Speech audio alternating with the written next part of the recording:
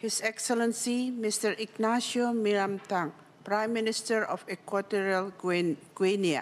Your Excellency, Mr. Ignacio Miramtang, you have the floor.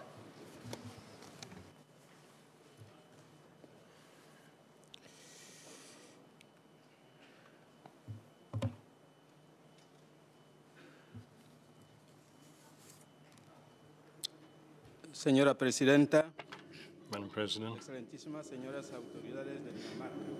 distinguished authorities of Denmark, distinguished heads of state and government,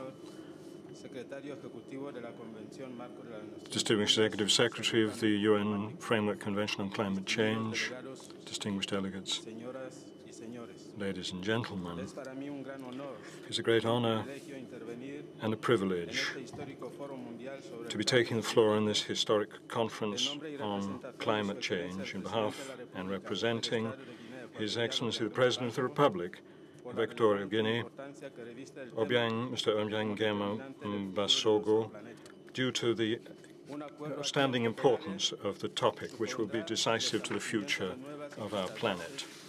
An agreement here in Copenhagen will imply the establishment of new and fair bases and renewed commitments by the parties which will permit full, effective and sustained implementation of the Convention, beginning now in order to provide a response to the ultimate objective of the Convention, stabilizing concentrations of greenhouse gases in the atmosphere at a level which will avoid dangerous disturbances to the climate. The international political response to climate change began in 1992 with the UN Framework Convention on Climate Change, adopted in order to avoid anthropogenic interference which would jeopardize the climate system. December 1997 saw the approval of the Kyoto Protocol and its primary objective of cutting by 5% the emissions of carbon dioxide, and which set the standards by which all parties to the Convention should respond to the effects of climate change. A brief review of the process makes clear that in Bali and Indonesia, the negotiations by the parties ended successfully with the adoption of the long-term plan of action to focus on the 4 key elements for such cooperation. There was also agreement reached on a biennial process, the roadmap, and a deadline was set for the culmination of the negotiations in the 15th Conference of the Parties in Copenhagen, COP15. Well, we're in Copenhagen now, and the impression of our delegation is that people wish to ignore the entire architecture of the Kyoto Protocol after a lengthy process of negotiations and decision-making. Distinguished delegates, as you know, Equatorial Guinea finds itself in the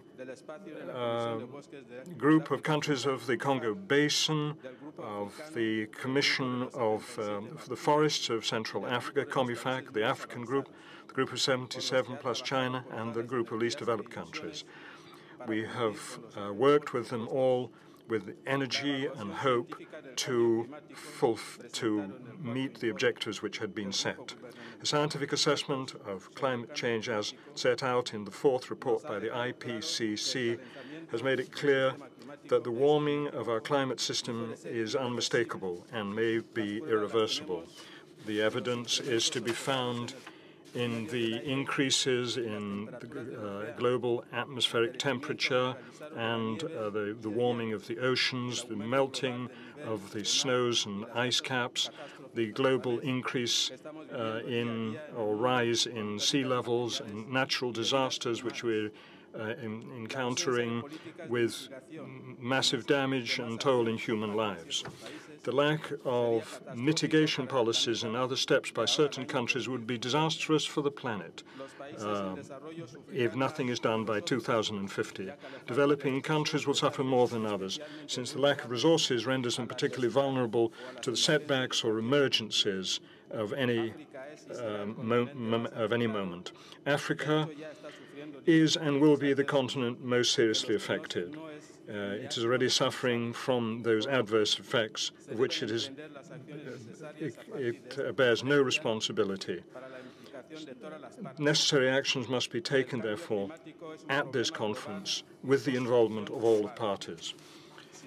Climate change is a global problem, but there's a global solution if one acts in time and with due speed. One can contain the risks resulting from the warming of the planet and adapt to the development objectives and the objective of sustainable growth. We have the necessary technology, and the costs are not impossible, even in the current global economic circumstances. Distinguished delegates, we should recall that in the case of Equatorial Guinea, our population is overwhelmingly rural. Despite the insignificant or negligible emission of greenhouse gases, they live and they depend on the forests which surround their villages, and they use them for their subsistence, livelihoods, and for various purposes, for farming equipment and for grazing the cattle, for construction equipment, fuel, for hunting, and so on. However, implementation of the conservation of the environmental ecosystem will deprive them of the use of their forests without compensation, but from the organizations which are promoting this objective. Far from improving their living conditions, our communities would be condemned to poverty and hunger.